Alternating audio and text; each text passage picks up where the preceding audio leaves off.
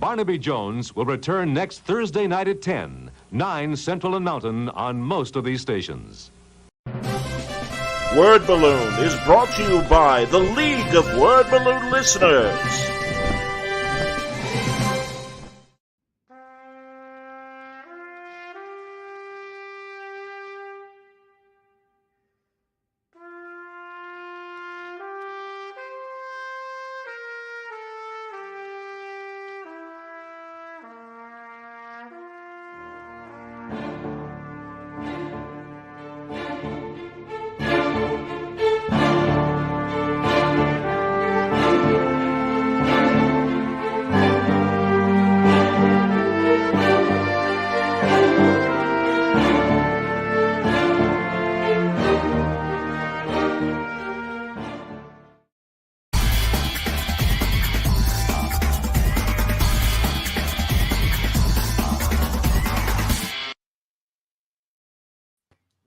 Welcome back, everybody. Time again for Word Balloon, the comic book conversation show. John Suntress here. Look who's joining me. I was just telling him, man, it's been 6 years since we've had a conversation. Mark Millar, welcome back. The least I could have done is get dressed. The least I could have done. Well, I'm glad the camera's here. That way I don't need to see anything. Nude from here down. Nude from here down. But no, what it is just in case anyone thinks I've gone mad and I'm cosplaying as Luke Skywalker or something, what it is at the end of the day, I always have a sauna, and it just so happens that that's where I do my Zoom calls at work and everything, you know. So yeah, everybody always sees me like this. So I do apologize for offending everyone's eyes. It's you're very Hugh Hefner. This is like Playboy Mansion kind of. You need a pipe or something. Imagine Hugh Hefner with no women. It's just comics behind me. You know, so the Playboy Mansion, where it's just long boxes. You know. Mark, there's so much to catch up on. My God, I was just telling you off the air, and I really want to hit this. Mm-hmm. I love what you're doing on YouTube and video with Millar Time when you're talking to other comic creators, and it's like, listen, I the more the merrier, as far as I'm concerned, as far as comic book interview podcasting. Yeah. But you have, you know, this is athlete to athlete. I people are like, you're in comics. I'm like, no, I cover comics. I am outside of comics. But you bring that creative perspective, and when you do those interviews, you know what it's like for the people that you're talking to. I love it. Well, I'm really glad you're enjoying them. I mean, I love doing them because, one, it's a chance to talk to my heroes, like guys sometimes that I don't know very well. And the other thing, it's a great chance to catch up with pals, you know, because we're all in different countries and we're all too busy to all be in one place at once. So I've really enjoyed doing it. And I also think if there's one thing I think hopefully I bring to it, is that the pros, whenever they're talking to a journalist, they maybe slightly have their guard up a little bit, you know, their defenses up, whereas they forget after about 10 minutes and just have a conversation with me, which I kind of love. You know, it means that they'll maybe say something they don't normally say in a CBR interview or something like that, you know. So I mean, it's all I've enjoyed them, so I'm glad other people are too. And dude, I'm so pleased you got Jesus. And now why am I blanking? Carrie Bates. Holy shit. I've been trying to get Carrie Bates for years. And listen, I'm thrilled because I just want to hear the conversation. It doesn't have to be me. It was so great that you got him. For anyone who doesn't know, right, I'll give two quick things. Carrie Bates is my favorite writer of all time, above Stan Lee and above Alan Moore. And those are my other gods, right? But Carrie for me is, you know, he's the man. Like, he wrote all the Superman and Flash stories of my childhood. He was writing Superman when LBJ was president, you know, and he wrote it right up until George Bush almost, you know. He was just a couple of years away from George Bush. So, I mean, it's crazy, you know. He was only a kid when he was doing this stuff. He was in school. But what I would recommend is, if anyone listens to the podcast, you'll hear the best anecdote I've ever heard in my life, which is that he sold a screenplay for Moonraker when he was writing the Superman comics back in the early 1970s. So he's like 22 years old or something. And he sold Cubby Broccoli a screenplay for Moonraker just on spec. And the way he did it's the most amazing thing. He wrote to Roald Dahl. Roald Dahl invited him over. He knew Cubby Broccoli from You Only Live Twice and everything. And it's the best story. I can't do it justice. You want to hear it in an American accent, like listen to the Carrie Bates episode. It's a beaut, you know. They're all great, man. And truly, like you said, talking to your buddies that are writers and artists, your contemporaries. No, it's a tremendous series. Are you taking a break? Are you going to do a new season? What's the plan? Well, I try and do 2 a month. You know, it doesn't always work out, just work-wise and everything. But like, I'm trying to do 2 a month, and I should maintain that. I think for the next 6 months. You know, the John McCrae one just went live a few days ago. Next one, I think the next one's actually a director, because I'm mixing it in with guys who work in film and everything as well, but maybe enjoy comic books too. So Fede Alvarez I've got coming, who obviously did Alien Romulus. Dan Trachtenberg, who's amazing, who did Predator Prey. You know, so there's a few directors coming in as well, but I think mainly comic book creators, I think. That's great, man. No, I'm doing the same thing. My buddy Tom Nagovin produced the new cut of Caligula, the infamous Malcolm McDowell movie. I had no idea. Literally, man, I had no idea. I'm like, wait a minute. I'm friends with Tom Nagovin. I got to get him on the show. And it was great. What's happening has it been released? Is it out there? It's playing festivals now. Yeah, and will stream soon and be on DVD soon. But it's so great for Malcolm because, like, I'm friends with Malcolm. But it, like he even said, you know, he's like, you know, he's 81 years old, and it's like he's got a new movie coming out because really they went from the ground up, and he said there's only like 10% of the original cut in this new version. They went back to the raw footage and reassembled it, and like he said, Helen Mirren was only in it for 9 minutes in the original cut. Now she's in 40 minutes. So is all the pornography stripped out of it now? Well, a lot, not all of it, and there's still plenty of graphic pornography in it. But I guess Guccione hired another director when he felt it wasn't dirty enough, and brought in all of these porn extras, and they shot at night. It's like the Spanish Dracula from the Lugosi era, where at night they used the sets and were making a movie unbeknownst to McDowell and Mirren and company. And yeah, so that's what the original cut, and Guccione had final cut. So that's the really gross one that I mean, hey man, listen, I'm a red-blooded American man. I love my porn. But my God, it really was like, where's the story? Well, good for Tom and good for McDowell that he brought the story back. And yeah, McDowell's like, it's like a lost performance that thankfully Tom uncovered. So yeah, I'm really happy. But yeah, man, no, I hear you. When I get the opportunity to talk to filmmakers and TV people, I do the same thing. I love the idea of this PG version of Caligula coming out. What I really want to happen is a teenage boy to think my mum and dad are out. I can watch Caligula. I've heard it's filled with nudity, and he's going to end up with the PG version, isn't it? You know, I did this when I was a teenager. A bunch of my friends and we all went to the video store. And my mum and dad were out. I was about 13 or something. My mum and dad were out. There was 15 of us, right? And it used to cost £1.50 to hire out a VHS cassette, you know. And my friends and I all gathered 10 pence each together, you know. And we had £1.50, which was enough to rent a movie. And we said, let's hire something with nudity, right? And I was briefly the tallest guy in my crowd. Weirdly, I don't know what happened, but I was like the tallest guy in my crowd at the time. And I went in with 15 10 pence pieces, right, you know, and plunked them down on the desk. And the movie I rented was Rocky Horror Show. I mistook that for pornography, you know. So I remember coming out and I said to my friends, I got it. I actually got it. And we ran home and stuck it on, and we were disappointed. Well, sure, man. You get Tim Curry in lingerie. It's like, wait a minute, that's not what I ordered.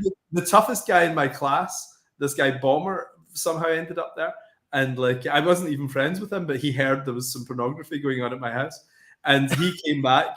And I remember he was sitting smoking a cigarette. He was like 13, smoking a cigarette in my living room. And I remember when Tim Curry walked out, you know, wearing stockings and everything. And I remember he said, Millar, we're going to kill you. Everybody wanted their 10p's back. You know? Outstanding.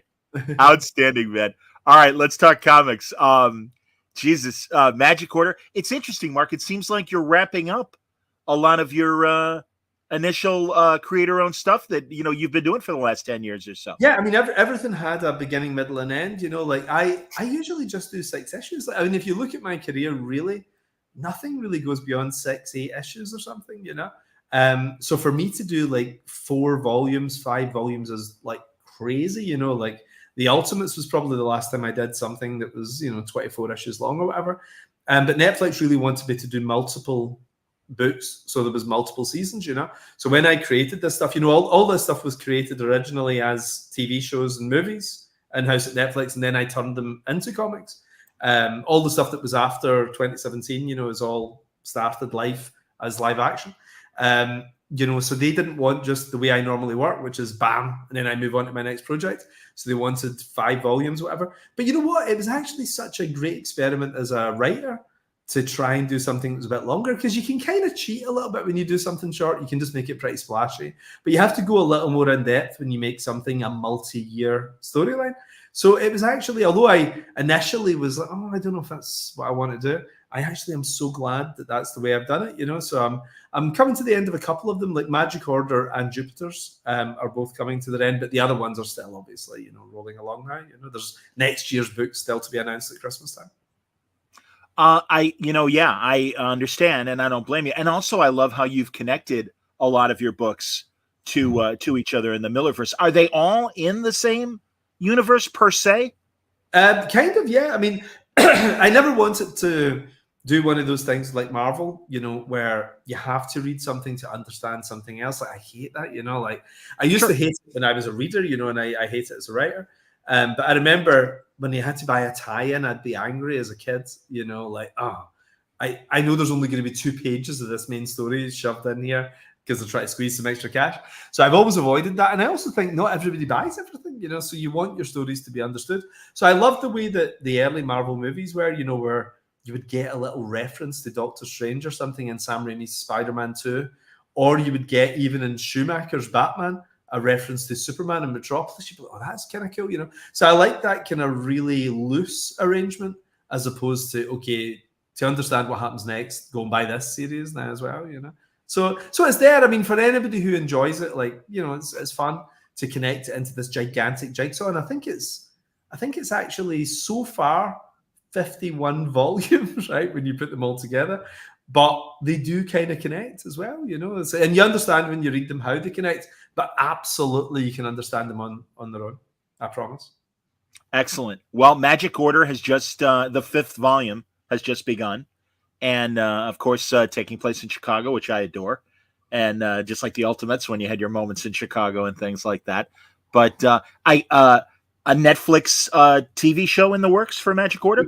We've been developing it as a TV show, you know. So, like, it was one of those things, as a movie, you know, we sort of thought about it and everything. And then we thought, no, I mean, development is a nightmare, you know. I mean, it just takes so long, and different people come and go and everything as well. But we decided the best thing for Magic Order was episodic. You know, it kind of, like, some things work. Superheroes, one thing we figured out is superheroes work better, I think, in a movie, and other genres can work better episodically.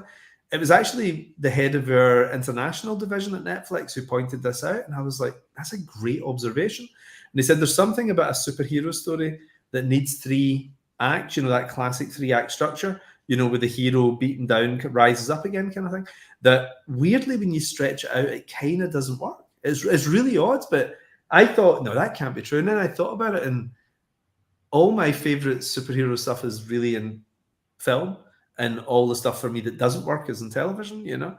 So I thought that was a brilliant observation, which I hadn't come across. He's a guy who's not even a superhero fan. He said just from looking at it from outside. Whereas something like Magic, it can work really well in chapter-like form, you know, almost like a book. So Magic Order seems to work very well as a TV thing. So that is our plan. Yeah. Is it going to be generational the way the 5 volumes have been, and when we see the history of this, you know, Magic Order? Not really, no. It's going to be all set in present day, but there will be the occasional, you know, sort of flashback to fill you in on characters, you know, kind of like the books. Because I do think it can also slow something down if you're jumping around too much. Like, if you're jumping around in time, you're always getting a half or a third of a story. Whereas we thought we'd keep it contemporary and keep it really pacey. So there's maybe like a pre-credit sequence or something like that in the past. Much like the comic, really, you know, where you just maybe dip into the past for a little bit to give you the background you need and then come back into the present. But I definitely think that works best in genre shows. How much are you involved, episode to episode or movie, you know, whatever, as far as the adaptations from Netflix? Well, what happens is whenever I was when I owned Millar World, like Millar World's obviously now owned by Netflix, but when I owned Millar World, I would pick where it obviously went, who the team went to, because myself and the artist owned it between the two of us 100%. So we would say, okay, let's maybe talk to Matthew Vaughn about this one, let's talk to so-and-so about this one and so on. And then we pick the guy who we feel is most appropriate for it. And then you do take the risk that you will be cut out at that stage of the process, because the person who has the film rights has the right to keep you to one side. But I'm very lucky that hasn't happened to me. I've always been friends with the person, really, and sort of stayed involved at every level, from casting to script, everything, and then sitting in the edits later. At Netflix, it's slightly different because I've gone in-house. When I sold the company, I went in-house as a member of staff, and that meant that you have a different level of control, but at the same time, you no longer own it.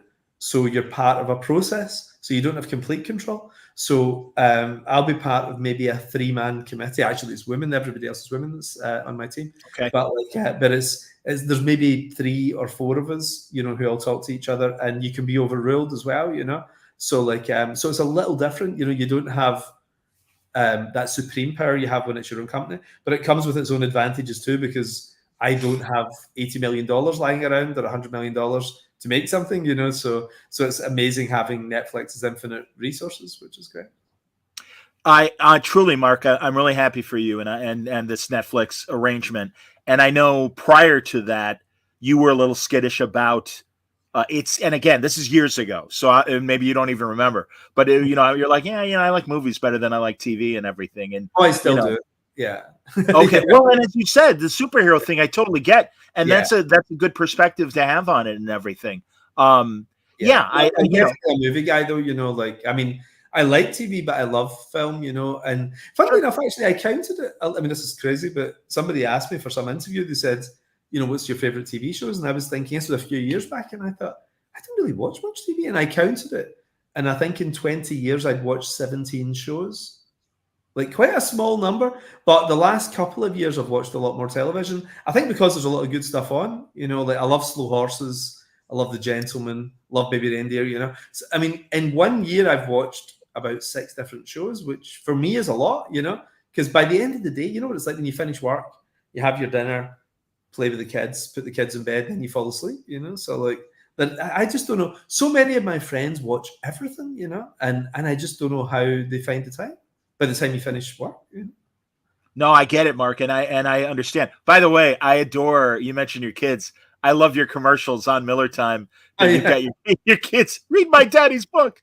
Well, what's really funny, actually? My youngest kid, who's 10, she started them when she was 9, and she heard her voice back for the first time, because you never hear your own voice, and she heard it back and she went, "Oh my God, is that what I sound like?" And I was like, yeah. And she said, "I sound like a mouse or something." And she's refused to do it ever since. It's such a shame, And I was like, no. Sometimes the audio, makes you sound a little squeakier and everything. And she was like, "Oh my, I'm never doing this again." It was so cute, but she does have a little cartoon voice. It's really cute. Hey man, it made me pay attention. I'm like, oh my God, I gotta help that kid. I gotta read her dad's books, man. Good Lord. Well, dude, I'm psyched for the wrap up here to Jupiter's Legacy, and I really, you'll forgive me, Mark, but truly, I think that is my favorite of the Millar World books. Tell me, what without spoiling, can you tell us anything about what's coming up? Yeah, I mean, I'm so excited about it, actually, because one, Tommy Lee Edwards is a genius, so it's great having Tommy art. But the other thing is, besides wrapping up something I started in 2012, like it's been a long time, 6 volumes. For me, I think this is the longest thing I've ever written. I think it works out when you do page numbers and everything, the equivalent of about 34 issues, because of the double-sized ones. But it's also the most monumental thing I've ever done. I think this and the Magic Order are my 2 favorite personal projects I've ever written out of everything, Marvel, DC, Millar World, everything. Wow. So I really do love them. And Jupiter's is a real passion project for me. For anyone who doesn't know, the basic idea of it was about the children of the world's greatest superheroes, so it's like, the golden age of Hollywood kind of thing, but then they have their kids, the Carrie Fisher generation, like the people who are just like they feel they can never live up to their parents. They're always being compared to their famous mum and dad and everything, and they go off the rails a little bit, So I kind of love the idea of doing what would it be like if Superman and Wonder Woman were your actual real mum and dad, and the pressures that would involve. But then them all thinking, well, we have to succeed where these guys failed. We need to save the world, not just from Lex Luthor and the Brainiac and everything, but we need to save the world from ourselves. We need to actually go out there and, end war, end famine, stop global warming, all this stuff and everything. And they take over the world and they make a complete catastrophe of it, And the story of Jupiter's Legacy is that, so the early volumes is about the mums and dads, then it's about their children, the second volume. And this is about their children, the grandchildren of the greatest generation. So the new volume, the one you've got right now, is kind of where they actually do get together and save the world. They make it this perfect place. But just as they make it perfect, just as they solve all the world's problems, and you have this incredible utopia, then the worst thing that ever happens, because what happens is the people who created the superheroes in the first place come back, and you find out what they were and why they created the superheroes, and maybe why they created the human race. So what they are is the people behind the biggest mystery of life, what we're doing here in the first place. Like, who made us? That's been a big central theme in the series. Like, why are we here? Who made us? And why do we love our kids so much? That's what this has all been about. And we find out, I would say the most horrifying thing I've ever come up with is the idea of what the human race actually is and the relationship to superheroes. The second issue of this final mini explains everything. And it chills me so much because I'm actually starting to think it's so well put together, it might actually be true. It's really scary, So we'll find out, see what people think. But I absolutely love this. And I would say to people, if you only buy one of my books, this is the book to buy, I really love it. Well, based on real history of things like eugenics and the experiments that they were doing back in the 30s and the 40s, and Project Paperclip, as it was called back in the day. And even, Captain America coming from really the ideas of eugenics and everything. And it's so much worse. This is Lovecraftian. It's the idea. Oh, wow. It goes back, into prehistory.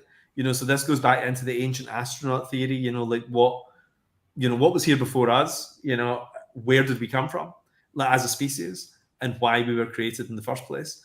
It's on a cosmic level, this is terrifying. So, see what you think. Excellent, man. No, great. Well, again, and I'm going to make you come back in a couple months and maybe talk about Jupiter's Legacy and everything. Listen, everyone is praising Millar Time and telling you how much they love it. And here you go, a couple comments from everybody. And then James Bunt, before we get back into the comics, wanted to know if back in the day, did you ever watch The Sandbaggers, the spy show from the 70s from British television? No, I don't actually know that. No. So really great, very Le Carré in its presentation, although very real world, kind of like Len Dayton and the Icarus File and all the Michael Caine movies. Yeah. No. James Bond's got the jet set life, but the reality is these agents really are working class secret agents and stuff. And I remember this. Was it from the late 70s or something? Yes. Early 80s? Yeah. I remember it. I think it was one of those shows. I was maybe 8, 9 or something then. And I think it was one of those shows that I thought was too grown up for me. Like the Rockford Files. There's some shows when you're a kid, you think that's my dad's stuff. I'll watch Starsky and Hutch. I'll watch Starsky and Hutch. Sure. And I think Sandbaggers was one of those kind of grown up shows for me, but I'll check it out. It sounds interesting. Yeah. Ooh, Alex Sanchez wants to know what you and John Romita Jr. are cooking up. You teased it a little on Twitter. I think early December, I think we'll go public with this. Maybe even a little bit before, but maybe the end of November. But Johnny and I are working on a new project, and it's great. Johnny and I have only ever worked together twice. We did Kick-Ass, which blew up and became this huge thing, and we did Wolverine together. A Wolverine story called Enemy of the State, a 12-issue Wolverine story. And we loved working together. I mean, Johnny and I instantly just clicked. Sometimes you get a good writer, you get a good director, and you get a good actor, and you put them together and you get a little magic. And sometimes that happens in comics too. You can have a great writer and you can have a great artist, but sometimes the magic isn't there. When you put them together, it doesn't create something special. But there's something about Johnny that just, it fits with me. You know, the same thing happened with Brian Hitch. You know, the same thing happens with Olivier Coipel and Frank Whiteley. There's just some people who you just merge with, and you get a little bit of synergy. So Johnny and I have got this new thing, and we were talking about it on Friday night, and we were just buzzing. We cannot wait. So I've started writing. I've actually just started. So we'll be public, like I say, end of November, start of December. And Okay. It's not what you think. Nobody's seen this one coming. This is like not what you expect. Great to hear, man. Is Quietly with you on the final chapter of Legacy? No, it's Tommy Lee Edwards is drawing. Oh, this. okay. Yeah. So Gee, that's too bad. Sorry. Yeah. No, I mean, like Frank, you know, I mean, he did an issue of Ambassadors with me last year, and he's such a perfectionist, you know, that I think it's tough to get him to do a monthly book now, you know, and he made a ton of cash when we sold the company as well, you know, so I think he's enjoying the high life, just having a nice drink and, you know, having a glass of wine with his friends during the day. So getting him to sit down now and do 12 issues in a year, you know, it's impossible. So I think that one issue definitely took him more than 2 years. So it would just be impossible to get him to draw that, unfortunately. But, you know, Tommy Lee Edwards is no slouch, you know.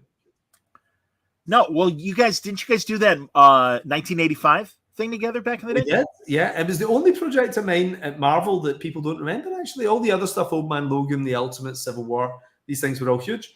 But I would say that was one of my personal favorite projects. It was such a small book, just about a kid who loved Marvel comics in the 1980s. It was kind of Stranger Things before Stranger Things. You know, it was tapping into that Goonies thing of a bunch of kids who find out there's a portal into the Marvel universe in their hometown, and the bad guys are coming through because there's no heroes in their world to protect us.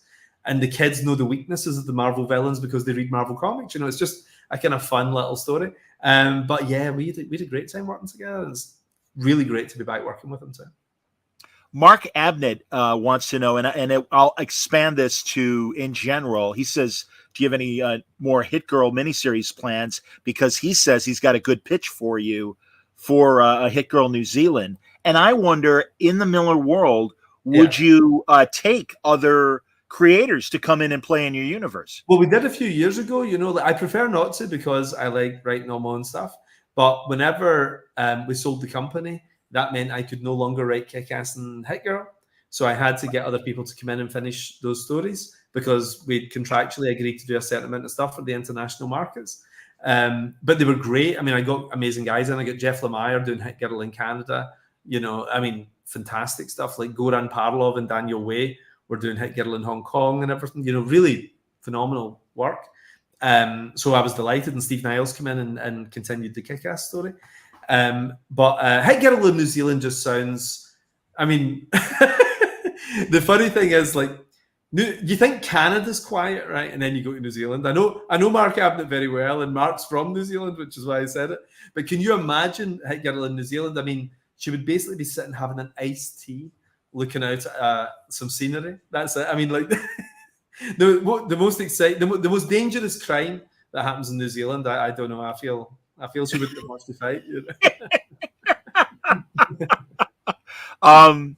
I'm looking at some of the other questions. Oh, you mentioned Goran Parlov. Brad wants to know if there's more plans to work with him. I was actually just talking to Goran a week ago, and we were saying, you know, Goran had been quite ill. He had a stroke a few years back, you know. Oh. Yeah. So like, so he's struggled a little bit. You know, the idea of doing interiors. He's been doing a lot of commissions and things. And you know, he was the original artist on King of Spies. He was the guy I got for my King of Spies book, and he got about 4 pages in, and he said, I'm just not ready yet. Like he physically was just exhausted sitting at the table. He said, I can do covers, commissions, that kind of thing, but I just, because it's really hard drawing interiors, you know, like, so he said, look, let's do something in a couple of years, you know. So we were talking again last week, and I mean, I love Goran. He's a genius. The stuff he did with Garth Ennis, you know, the Punisher stuff is just, oh yeah, masterpiece, isn't it? You know, so getting to work with Goran again is going to be great. I think it'll probably be a year or two down the line. You know, I'm booked up for a little while, you know, but I think I'll have an opening around about 2026. So I'll work with him. Okay, man. You know, you mentioned that, and I just talked to John McCrae in the last month or so as well. And you know, John had that kind of physical struggle post-COVID and everything, and he even said he's still kind of dealing with it and everything. And yeah, John's one of my favorite guys too. You know, You're John was on the podcast this week. Did you see the podcast? Right. Well, a couple months ago, like a month or two ago. I had him on my podcast last week. And, yeah, that's what I'm saying. Yeah. And he's looking better now, though. You know, but he was pretty sick last year. You know, for a couple of years he wasn't great, but it was good. I mean, John's irrepressible. The idea of John not well is terrible. You know, so I'm really pleased he's good. You know. No, I'm with you, man. Absolutely. Again, I'm glad I got to hear the McRae conversation. I'm looking forward to hearing it. You know, it's up. It's live. You can hear it. Oh yeah. No, I think I've seen it. I just, I'm busy. You know, honestly, Mark, I ever since, as I was telling you off the air, ever since COVID, I've been doing these videos, and I do like 3 or 4 shows a week. And I kind of want it to be something like, hey, I like comics, and I can always count on a new word balloon interview, whether it's an A-lister or it's a brand new person and everything. Yeah. And it's such a wide world. Why not? And I love doing it. I love doing it. Infinite number of guests. That's what I love about it. An infinite number of guests. And then once you've done them all, get them back talking about the new projects. It's perfect. This exactly, Mark. Exactly. And I'm so glad you're thinking that way as well. And I certainly hope with Millar Time, we get more conversations with your friends and your heroes as well. Because there's a ton to talk. I mean, Paul Kupperberg, I've been talking to him for years. And it's like, well, thankfully he keeps putting out new stuff. And also it's like, hey man, there's more to talk about when you were writing Superman and the other books that you wrote back in the day. So yeah, God, oh, that's nice. Jeremy Courtney says he loves listening to Word Balloon while he's working. That's very kind, Jeremy. Thank you. I hope he's not doing anything, as long as he's not operating on someone or something important. Focus on the job. If you're a surgeon, focus on the job. Definitely. Absolutely, man. Well, also, let's see, coming up, what else have you got coming up? I'm looking at my list here. Prodigy, coming back to that. Yeah, I mean, right now, the books that are out on the shelves right now is Prodigy has just started, Nightclub has just started, and God, what's the other one? I'm blanking. Nemesis, Rogues Gallery. So those 3 books are out at the moment. And then on the 25th of this month, I think, there is Magic Order Volume 5, and then Jupiter's Legacy shortly after. So yes, a lot of books all at once. I did this last year as well, where I actually stockpiled them a little bit and brought them all out at once, because one of my friends made this really good point, and he said to me, I only go to the comic store if I'm going to pick up at least 2 or 3 things. And I said, he said I would never go to the store for just one book. And I was like, oh my God, yeah, that's interesting. And I live not too far from a comic store, so I drop in all the time. But but if you have to get in a car and make a journey and everything, so I thought it's probably quite a good idea to have a little cluster of books out there at once, and then you build a little excitement as well. If people like one book, they maybe check out the other book and everything too. So I mean, I just do it for fun. I mean, I just love doing it, but I love experimenting. I love dropping the price to $1.99, bringing the entire series out in one day, as we did with Chrononauts too. So it's I kind of like just messing about. Obviously you were doing that when Netflix was producing the comics, or I assume through Image. I don't know how it worked. You could tell me, but the difference between doing that and now your association with Dark Horse, are they cool about, whatever price point you want to put the books at? Oh, it's all still owned by Netflix. Okay. So are they controlling the price? I know Dark Horse is, and maybe only domestically Dark Horse is putting them out. You explain your relationship with Dark Horse right now. Dark Horse is just who we publish through now, so we used to publish through Image. I mean, a lot of people are confused. They'll think we have a first look deal with Netflix or something, but Netflix own Millar Worlds. They bought it in 2017, the way that Marvel bought Disney, and Disney bought Marvel in 2009, or DC were bought in 1968. So It's owned entirely lock, stock, and barrel by Netflix. If I was hit by a bus tomorrow, these would continue as shows and movies with other people, So I have no ownership of these anymore. The artists and I sold our company back in 2017, but part of the deal was they said to me, there was 2 deals really. There was the sale, and then there was a separate deal where they said to me, look, would you like to come in-house as well and create new things, but at the same time also do sequels to the things you bought, because we don't want just things floating in space, and you understand the projects better than somebody new we would bring in. So that's kind of the setup, So they said just do them as scriptments, do them as screenplays, scriptments, whatever you want to do. And I said, look, I'm kind of a comic guy, I want to still do these as comics. And they were like, well, it's a lot of effort. It's a lot easier if you just write it out as a 25-page scriptment instead. And I was like, yeah, but I like being on the shelves. I like having my comics out there. I didn't get into comics to get out of comics, you know. So the guys were great about it. And, you know, they're not comic guys at all. They just trust me entirely with it. They said, do whatever you like. Our only specification is we want really great artists on this if it's going to have Netflix's name on it. And I was like, that suits me fine, you know. So we were able to hire the most expensive, best artists, you know, from Olivier doing Magic Order issue 1, you know. From that moment on, we only had A-list artists, which Millar World always kind of had anyway. We always had pretty amazing artists. So so these books get published for pure fun, you know, like it's nothing compared to the billions Netflix makes, you know. The comics publishing doesn't make anything like the kind of money they're used to from their main business. But they just said to me, just do what you want to do, you know. So we moved everything to Dark Horse with Nemesis Rogues Gallery. And it's a great arrangement, you know. So Dark Horse don't have an international. Our internationals with Panini and a few other publishers, but our English language is all through Dark Horse, and they're just a joy. They're just a total joy to work with, you know. Like Dan Chabon, great, you know, like Tim Weiss and everybody. They're just a really nice bunch of people, and we've got a great relationship there. I think this will be a very long-term thing.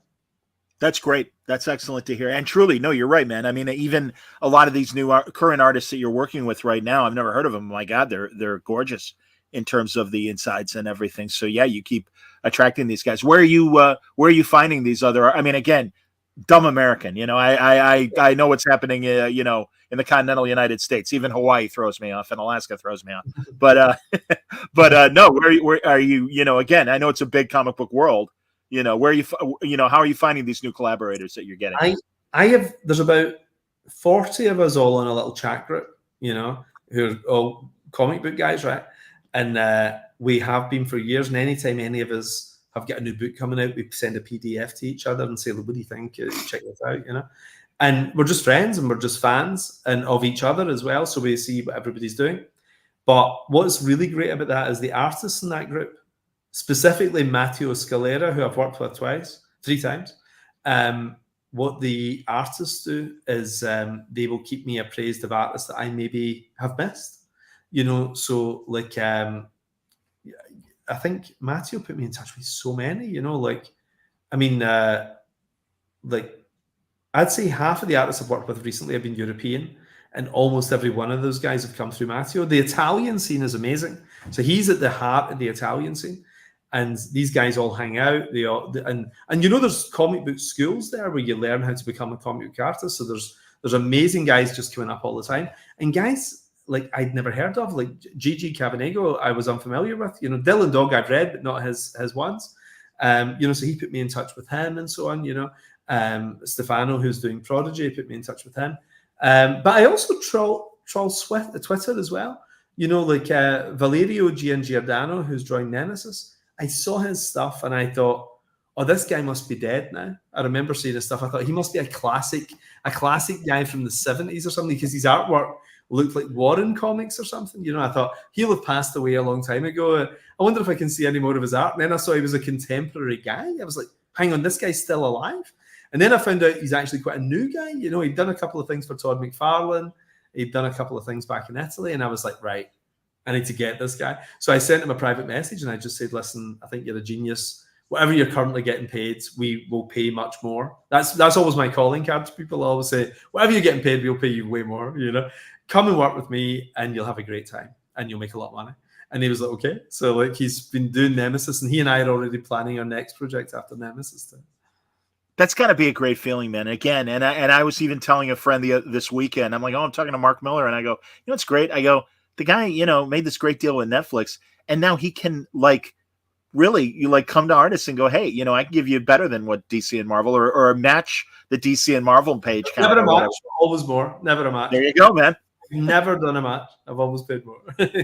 That's great. Yeah, Mark, is there ever an itch? And I know this is just like a typical question. I'm sure when you make public appearances, they ask you all the time. Is there ever a desire to go back and do a new Superman story or do a new Marvel story or something? I actually met C.V. Cebulski for lunch last week in London. Oh, wow. He was over in London visiting the Fantastic Four set, and he dropped me a line and he said, are you in London? And I was like, my office is in London, you know. So like, I'll come in that day when you're in town. So he and I went for lunch in my old pub that I used to drink in. and it was great. Like, I mean, Marvel and DC had both made an open offer to me years ago, and every year they check in with me and say, look, do you want to do something, And I've actually, I had an idea when I was in Dubai last year, maybe 18 months ago. I was in Dubai and I was out swimming in the sea. And while I was swimming, you don't really think about it while you're swimming, your mind's kind of blank. And this Superman story came to me beginning, middle, and end. The whole thing came to me while I was swimming.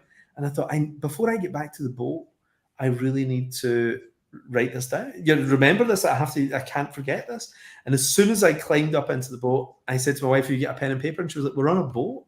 Why would I have paper? And I was like, right. And I told her the story and I said, like, don't let me forget a single detail of this, And I mentioned it on Twitter a few days later. And somebody from DC got in touch, Marie Javins, got in touch and said, look, if you want to do this, do it. And I was like, I'll get a little carve out. So I got a little carve out at work to get 12 weeks where I can go and do something else, because sometimes you're a fan, right? So sometimes you come up with something you want to do. And I arranged that, so I'll write that before I do my next Creator on or Miller World thing, and then I mentioned that I was going to do this, and then Marvel got in touch with me, who are really close friends of mine, right? I mean, I was at Marvel from 2000 end of 2000 up until 2010ish, but I still hang out with the guys. If I'm in New York, I team up with them and everything, and I'm in daily contact with some of them, and they said, like, how the hell could you work for DC if you've got a 12-week thing? Come and do something with us, right? So I met CB, and it's not a cash thing, I'm not competing, to see who'll pay the most or anything. I don't care about the money, but I also have a really good idea for a Marvel project as well. And the thing that came to me was, I said to CB, look, I only want to do something at Marvel if I can make it bigger than Civil War, or else what's the point? I'm not going to come in and do, an Iceman series or something like that, right? It's like, I only want to come in and do something that's going to be bigger than Civil War. And the thing I have is way bigger than Civil War. And Civil War is the biggest selling graphic novel Marvel's ever had, right? It's the biggest in history. And I said, this is the one thing that could top it. And I haven't told them what it is. I'm going to hold off just now. But then somebody made a great point to me, and they said, why would you do the Superman thing when Superman's public domain in 9 years' time? Just do it in 9 years' time. And I was like, yeah, I'll just hold that off on that one then, and I'm just going to do possibly the Marvel project instead, so we'll see what happens. There's, the lovely thing about being a writer is you can change your mind at the last minute and go and do anything you like. It's great. I love it. That's great, man. Absolutely. Obaid, I'm sorry, Obaid. I'm just going to stick with your first name. Hey, Mark, big fan. As someone who really liked your Civil War book, I wonder, who do you think DC big name characters would be on a team with Iron Man and Captain, I see. Who would be on Iron Man's team regarding Civil War? Who would be on Captain America's team? Oh, that's a fun question. That's actually a really great question. And I've never been asked that question. That's a really cool question. Because the whole point of Civil War is that Tony was right and Cap was right. They were both right. So, like, if you have teenagers wearing masks running around your neighborhood with superpowers and they can push down buildings, you kind of want some kind of registration or license, But at the same time, you don't want the government controlling superheroes and sending them in to fight in Ukraine or take down Putin or something like that, because they would use them for unethical purposes, like, so, like the American government loves a war, whether it was in Afghanistan or now in Russia. So, like, so they're both right. From that point of view, that's really interesting. The weird thing about the Marvel characters is I feel as if they would engage with the government in some way. Tony worked for the government. Cap was employed by the government, less so Thor, but those two definitely are government affiliated, where the DC characters are almost in Mount Olympus, aren't they? Like, they live in space, they have a headquarters either in the Justice League satellite or on the moon, so, like, they almost seem above it, don't they? They almost seem above the fray. So I don't know if that's a really great question, because that becomes a story in itself. I mean, Batman would not give his secret identity up, and be on a government register. Superman possibly might, Superman possibly might, because he's all about doing the right thing. And if he thinks that people would feel safer if he's on a register, maybe he would do it, So that's a great question. I'm not sure. Hawkman comes to mind for me because he seems to be a kind of conservative guy, the way that they've written him over the years. It would seem to me too. God, I had a good thought about what you just said about Superman. Well, certainly. Well, I wanted to know because you mentioned, how Superman would take it. And I know, listen, every creator has their own thing, and I really interrogated the hell out of him when he did it. What did you think when Brian Bendis had Clark reveal his identity for that period, and everyone knew that Clark was Superman? Well, I love Brian, and I had a feeling it would be a finite thing, so I wasn't too upset.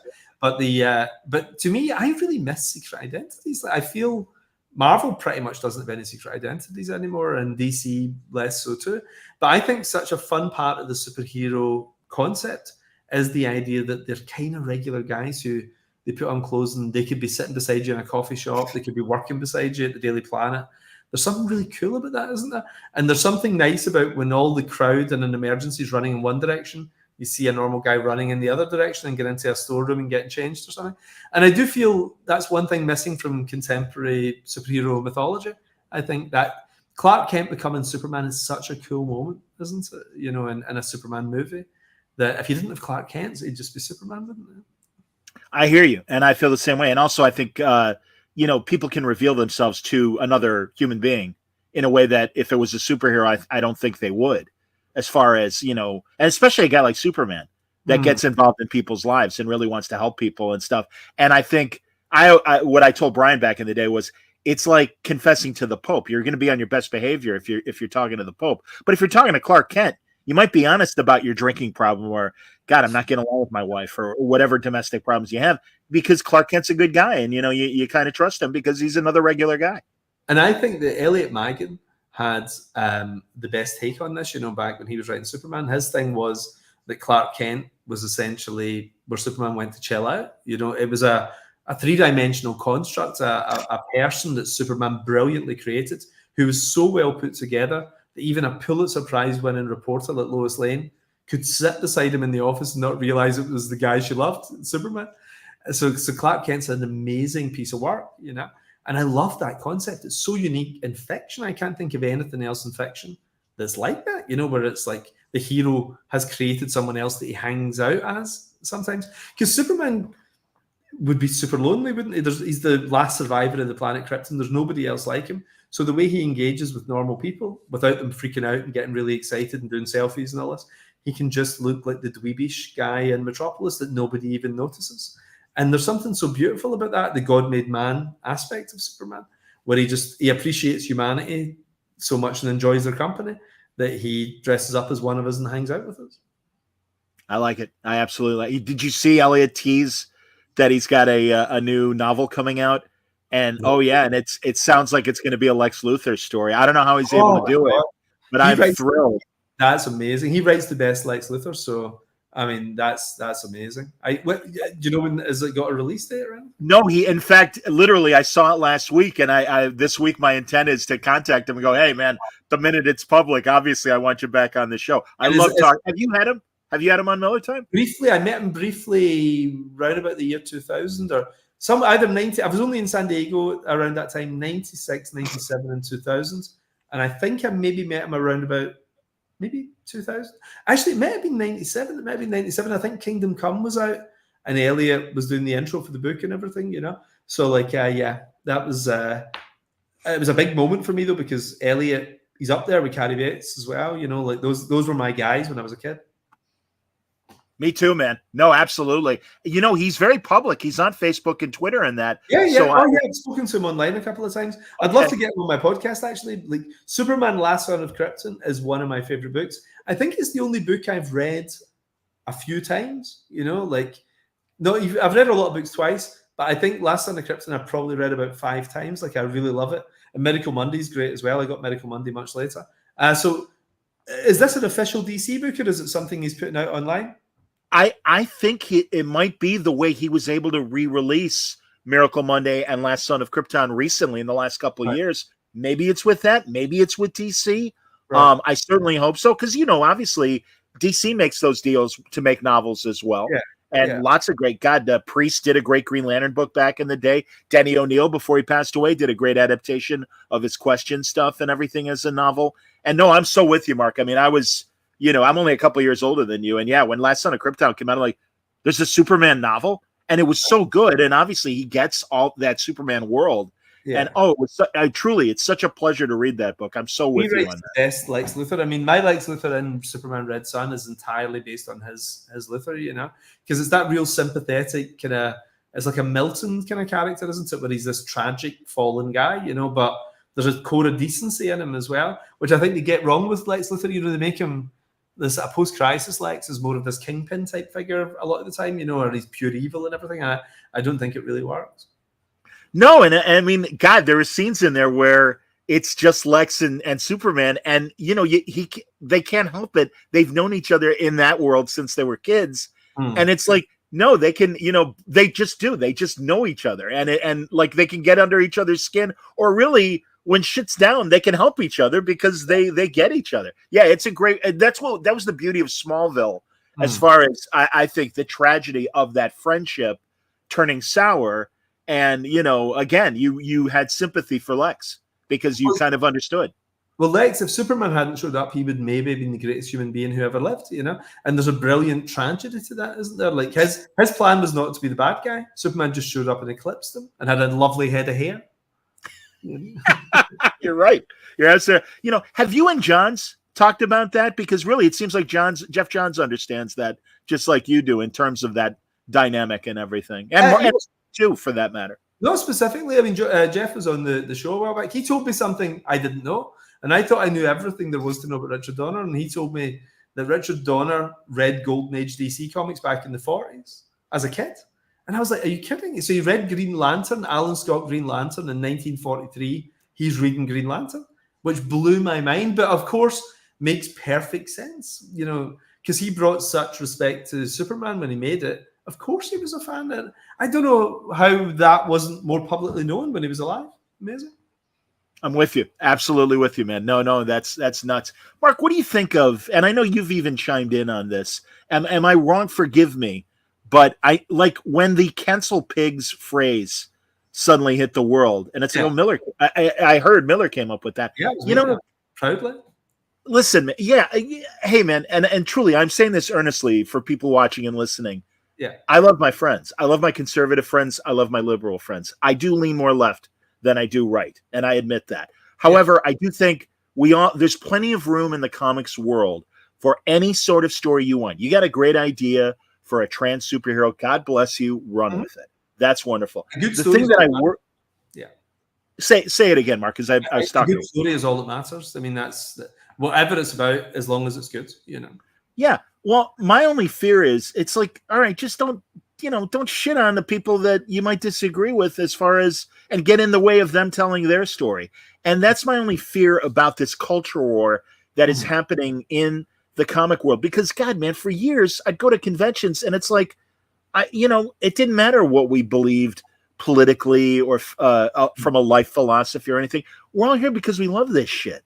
And we all seem to be able to get along. But sadly, identity politics has taken over everything, and it really bums me out. And I just want to know your perspective on with the culture wars. I definitely feel it kind of died last year. I know it hasn't. It's still twitching. The corpse is still twitching of this, this culture war. But I think something happened towards the end of last year where I think it was quite a pivotal moment. There was a retailer called Glenn O'Leary who had a comic store, and he was just sort of saying like. He was struggling to sell the output at Marvel and DC. It was something pretty benign, and it was a perfectly valid criticism. He was just saying like, the sales have really tumbled on these books over the last 5, 6, 7 years.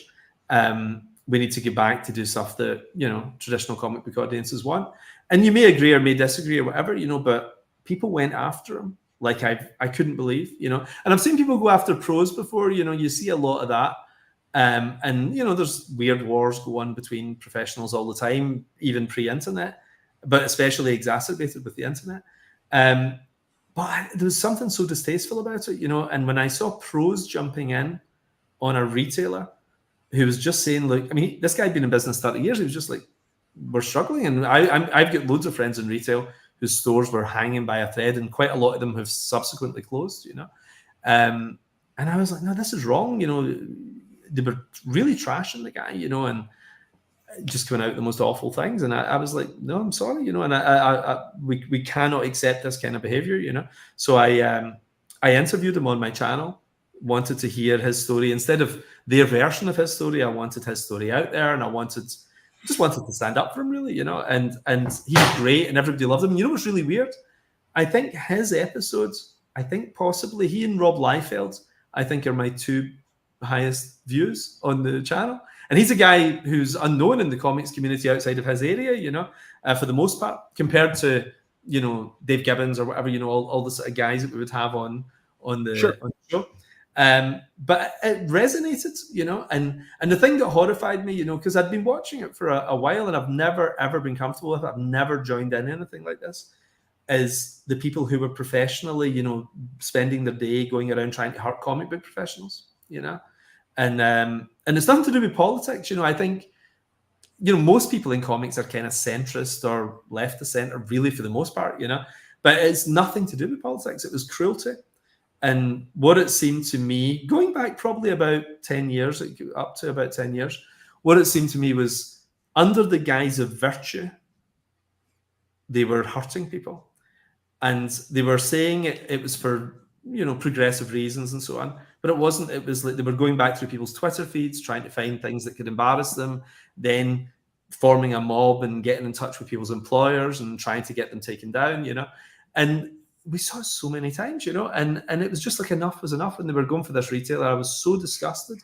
I thought, for me, the first time I've met other comic people, I couldn't have been happier, because it was people just like me. And I'd never met anyone like that before, people who were as passionate about comics as I was. And then the first time you go to a convention, it's even more amazing, because there's maybe 2, 3, 4, 5,000 people who are kind of like you. And then you go to something like San Diego, where everybody's like you, and it's taken over a city. So to me, that's comics, like, you don't talk about quantitative easing or foreign policy, like you talk about who's your favorite Spider-Man inker, it's like comics has to get back to that and actually just be about what we love. It's very, very easy to divide people, and I think it's not political, because I'm a member of the most left-wing party in Europe, right? Or what was the Labour Party. So for me, the politics is an aside. It's nothing to do with it. It's the human cruelty, and to try and take people down and to try and get people fired. And to me, that's the cancel pig in particular. It's a specific insult, because it was people who were looking to deprive someone of their livelihood. You can have a Twitter spat and you can call someone a clown. You can call them any name you want and everything, And it's, you just block those people or whatever. It doesn't, if somebody gets too rude. But when people got organized and tried to get people to lose their livelihoods, and there's a few of them, they call it the 10 Twitter psychos, there's a bunch of them out there, who were trying to do this. But I think it stopped. I genuinely do, because I think Glenn O'Leary was the last time that a mob was beginning to form, and it didn't quite form, because I think everybody's so disgusted by this behavior. And when things are tough, people maybe get a little human empathy as well and think, do I really want this guy to be homeless? Do I really want this guy to kill himself or whatever, What is the purpose of this? He hasn't committed a crime. He's maybe made a joke that's distasteful in 2016 or something, Like, perspective started to enter the argument, I think. And something happened in December last year where Glenn O'Leary, I think, became this poster boy for it, where it was just, like, enough is enough. And all the people who I would describe as cancel pigs, they all retreated into their holes. And you don't really hear much from them anymore, which I think is good. And I do feel there's something going on in the industry as well, where I think there was definitely less. I was reading less books than at any point in my life, And it's not just growing up, because I'm talking about, I was like 45 and I was still reading these books, And the audience dropped substantially, the actual numbers of books sold. I mean, people were hiding it and tying it in with manga or, Scholastic books and everything in terms of numbers. But you talk to retailers, which I did. I had a retailer forum, and numbers were down catastrophically across the line. I mean, books were selling half what they'd been selling just a few years before. The industry, if you talk to anyone in retail, was really hurting. But I really am optimistic, because I think there was a little bit of a turning point then. It reached peak madness. And then you're starting to see Jonathan Hickman back doing a couple of great Marvel books. You're seeing Jeremy Slater over in Green Lantern. You know, you're seeing Scott Snyder leading this Absolute line with fantastic creators coming in there as well, like Jason Aaron on Superman. You know, and it's gone from, you could count the books I was reading on Mickey Mouse's hand for quite a long time, you know, and now I'm excited for maybe 5 or 10 books, you know, and maybe next year there'll be 15 books, and you know it'll slowly come back again. But I think I don't want to hear how you're voting. I don't want to hear what you think social policy. I want to see you do a good comic book, you know, and I think people are sort of getting that again, you know. I do feel something happened and it's positive. It's great, you know, and I think comics is in a better place now than it was 12 months ago. And I think in 12 months' time, comics will be in an even better place, which I'm excited about as a fan. Well, I hope so, and I hear you, and I will say too that as much as I've seen people on the left attack people on the right, I've seen a lot of people on the right attack people on the left as well. Absolutely, I think the left, these left-right things, I think it actually is meaningless, you know, because what does left-right mean? I mean, if you think about it, it comes from you know, Marx's Capital, you know. And the idea is that there's a left wing and there's a right wing, you know. I mean, it goes back further. It goes back to a parliament, you know, where the people on somebody's left and the people on somebody's right. But, you know, what it means in the modern sense of the words is that, you know, you believe very broadly speaking in socialism if you're on the left, and you very broadly believe in capitalism on the right. And there's a hard version of that and a soft version of that across the left-right political spectrum. Yeah. That's meaningless. This is not what people are talking about, you know. So like, and I would say pretty much everybody involved in this is kind of centrist, you know, really politically. They don't want to pay more tax, you know, whatever, you know. Like I think it's not about politics, it's about cruelty. And I think the worst cruelty is the one that's wrapped up as virtue and dressed up as virtue, because it's the opposite. I hear you, man. No, I appreciate you talking about that, because again, it's something we can't help it. It's on our minds. I hope you're right that it is becoming less. And Libro Paradiso is talking about a specific current problem with a creator that we've known for years.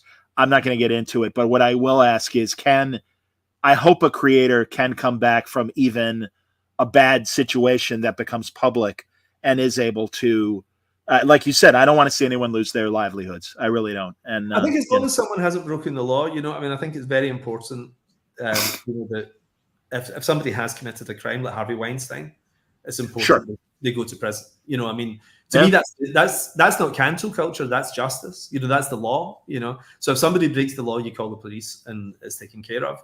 If somebody makes a joke like in 2016, you know, on Twitter or something, or there's an old video of them saying something that doesn't jive with what's happening now or whatever, then that's no reason for somebody to lose their job. You know, it's very clear. It's not even like a gray area.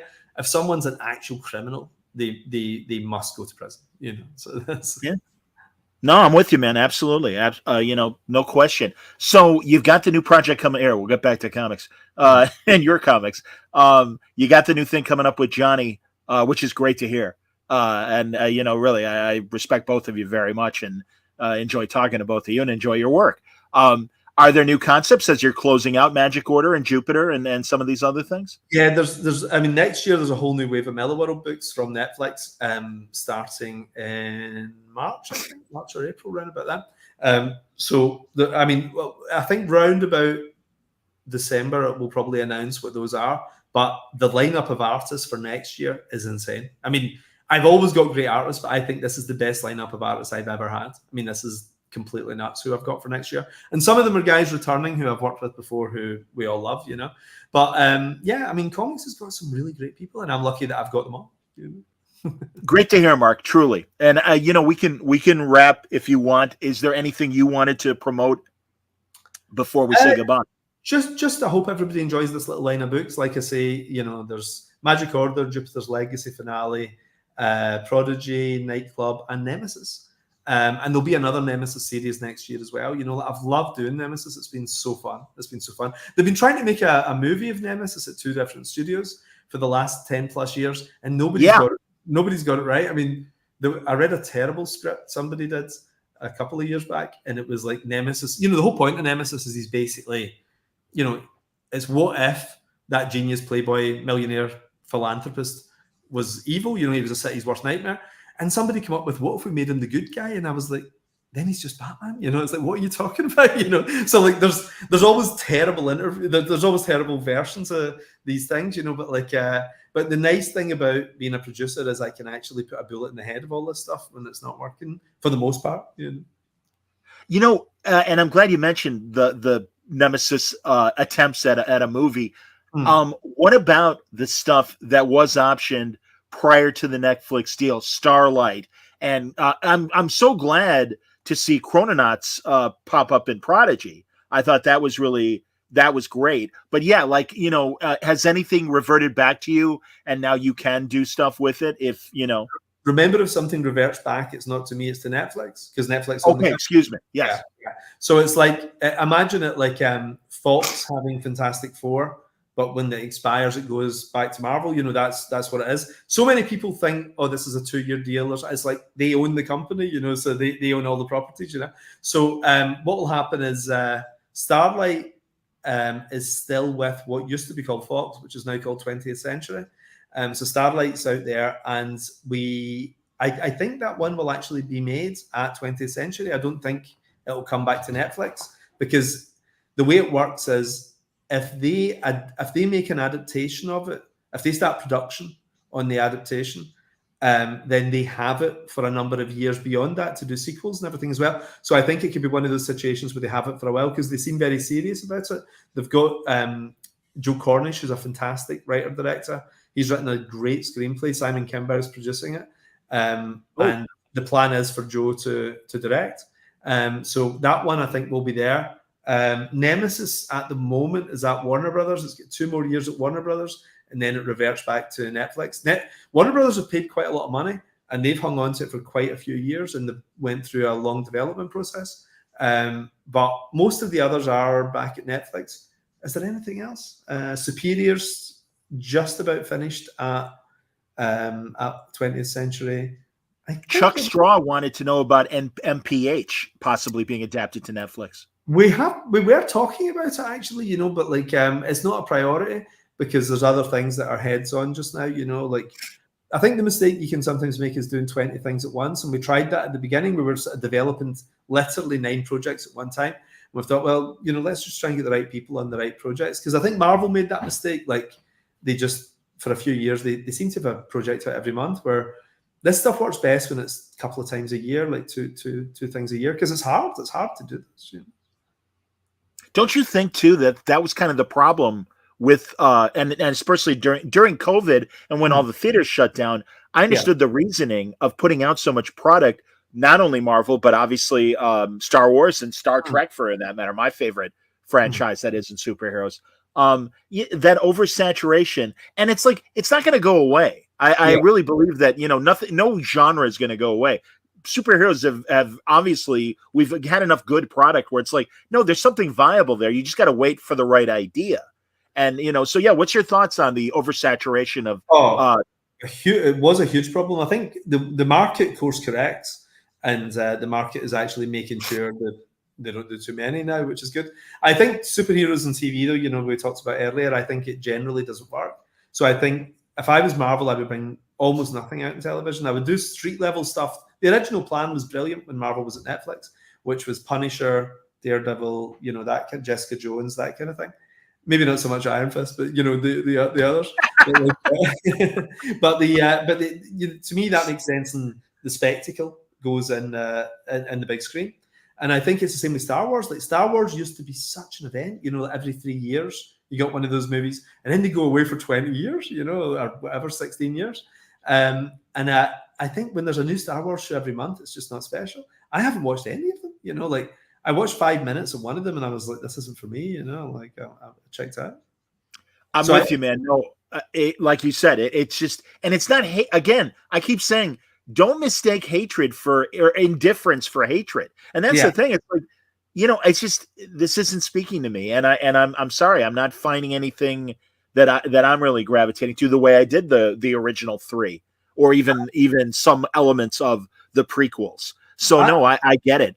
Do you mind a couple of other questions before we finish? Yeah, sure. I'll have to shoot off for some dinner. I'll have to put some clothes on and. Yeah, I don't mean to keep you naked. I apologize. Hold on. James wants to know what about an adaptation of Empress? I want to see who's cast as young George Lucas.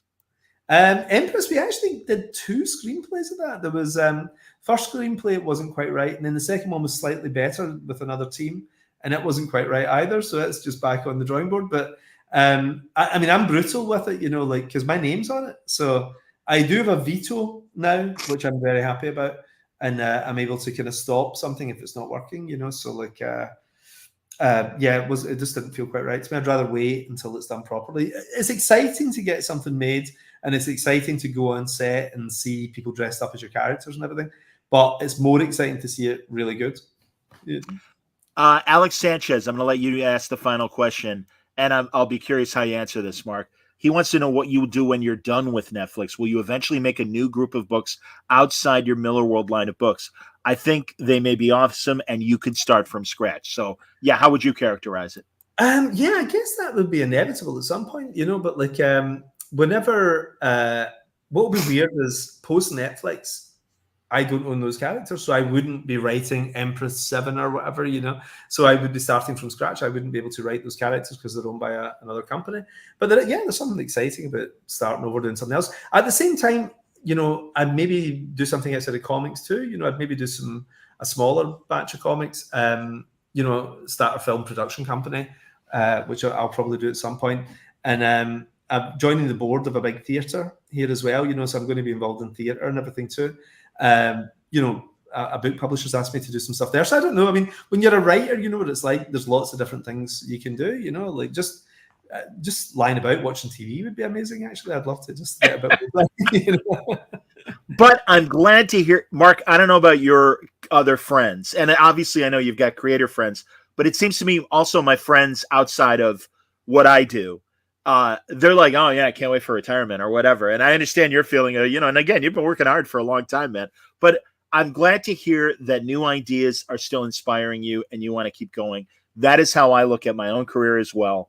And It's like, no, man, I'm not, I'm 5 years before, I guess technically I could retire and everything. I'm going to be 60 in fucking December. Jesus Christ, which is scary, man. Honestly, I keep going back to when we finally met face to face and you compared me. You're like, man, when I heard your voice, I thought you were Walter Cronkite and you thought I was like probably 20 years older. You do have the voice of God. You do sound like, I feel as if like, if you were the president, I'd be just fine with it. God bless you, son. Let me tell you something. I'd fix a lot of shit. Although my skeleton's in my closet, I'd never get elected. But no, I'm really seriously, man. It's true. And I don't know if you've got other friends too that it's like, God, you don't want to stop. You want to. And again, I guess because you and I are creative people, and we want to keep making things. And it's like, no, man, I never see a time when I'm going to stop making things. Well, I say this to my friends all the time. A lot of my pals are at that age, the same as me, where they're in their late 40s. A lot of my friends in the late 40s is that point where the other school dads, for example, where you sell your company and you make a lot of money and then you start playing golf, right? And like, and I always say, like, I took 1 week off work when I sold my company, right? And some of my partners retired, some of the artists pretty much retired, but like, but I was like, I love this so much. Even that week, I'm going to be bored. I want to go back and keep doing my stuff. I love making up stories. So I say to my friends, like, what is your plan? And they say, well, I'd like to kind of like sit on a beach and watch a sunset and drink a beer, right? And I was like, okay, so what happens after beer number 70, right? And how many sunsets can you see before you think, these kind of look the same? And it's like, I said, that's not a plan. That's not a destination, right? It's like, that's a holiday you're talking about. Like, take a holiday, take a vacation, but you have to go back and do something again, And, so, some of them are starting to sell their companies now and they've maybe get a 2 or 3 year earnout or something. And then they're getting bored and they're wanting to go back and start something else, So I think if you're the sort of guy who can get to that point, you're the sort of guy who can't stop easily either. You need to keep yourself busy and doing stuff, because retiring is stopping doing something you don't like, isn't it? I agree. All right. I'm sorry, Mark, but I meant to ask you about this as well. Wesley said he really enjoyed The Chosen One. Is that still in development as a movie or a series?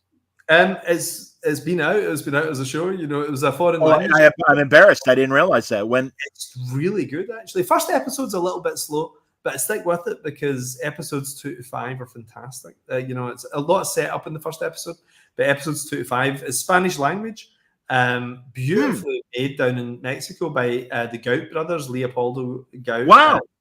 Yeah, and it's absolutely brilliant. I really love it. And episodes 5 and 6 are two of my favorite pieces of television ever. Like, you've got to check it out. Really good. I had no idea. Oh, that's fantastic, man. No, Well, it was briefly number 1 in the world. It was crazy. It was an international Netflix number 1 because it's Spanish language. You know, you probably wouldn't have seen it. You know, but like, but in America, it got to number 3. I think it got to number 3 in America.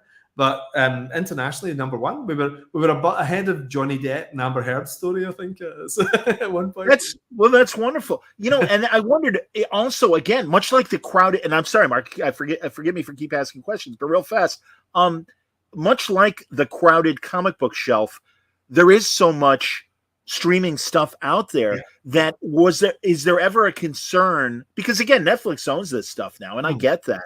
But you know, is it like, oh man, we are up against all these other streaming shows that are as quality as what I'm trying to do or what they're trying to do with my stuff. You know, what's your feeling on the crowded streaming platform? I think I completely trust the market, and the market dictates what people want. So if there's too much stuff, less people watch it, they make less, and they make better stuff and make less of it, you know? And I think that's what's happening. I think all across the entire streaming services, across everything, and across cinema as well, you know, you're seeing less stuff getting made, but I think you're going to see better stuff getting made. So there was an avalanche of stuff, like we talked about earlier, like way too much for anybody to keep up with. But I think you're going to see, after the writer's strikes, you know, I think the entire thing changed. COVID massively changed things, but the writer's strike, it changed like you wouldn't believe, you know. So there's much less stuff across the entire industry being made. But I think it's, as viewers, we're going to be more satisfied by it because I think it will only be the best stuff that comes through, I reckon. I hope you're right, buddy. Absolutely. All right. I'm just going to, if you will indulge me personally to have a minute or two off the air, because I just want to catch up with what I'm doing and also pick your brain for a second. This was great. And really, I'm so glad we've talked.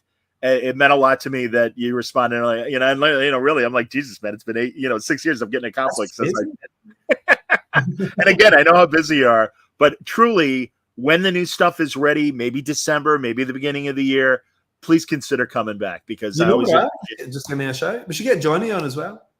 I'm always happy to talk to Johnny and have a new conversation, so that would be wonderful as well.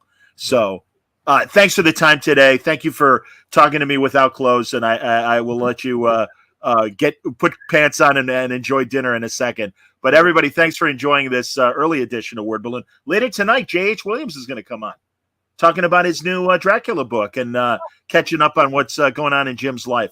So I'm looking forward to that. He's great. All right. He's the best Twitter handle I've ever seen. His Twitter handle is Beware a Mad Wizard, I think it is. That's right. That's right. No, I love talking to Jim. That's going to be terrific. All right. Don't leave. But we're going to hang on. All right, but we're going to sign off. Thanks a lot, everybody. Until tonight, it's going to be at, I got to do the time zone math, 10 p.m. Eastern, 9 Central, 7 p.m. Pacific time. So join me for my new conversation with J.H. Williams. Until then, stay safe, stay happy, stay healthy.